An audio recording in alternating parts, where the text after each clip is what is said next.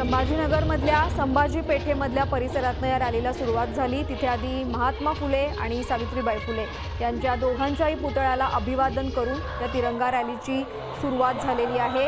या रॅलीमध्ये मुख्यमंत्र्यांसह पंकजा मुंडे, रावसाहेब दानवेंसह भाजपचे काही ज्येष्ठ नेते, मंत्री आणि आमदारांनी सुद्धा हजेरी लावलेली आहे।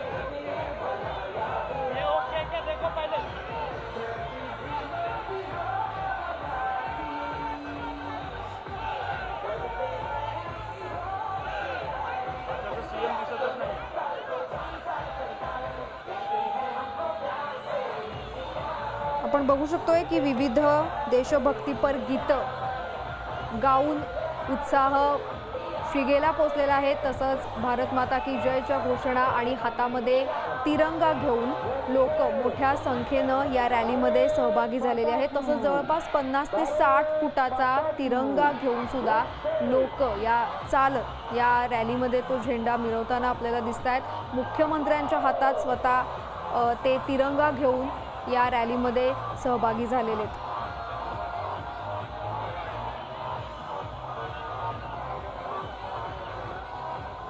जवळपास 2 किलोमीटर लांब इतकी लोक या रॅलीमध्ये सहभागी झालेली आहेत। क्रांती चौकामध्ये येऊन ही रॅली थांबेल।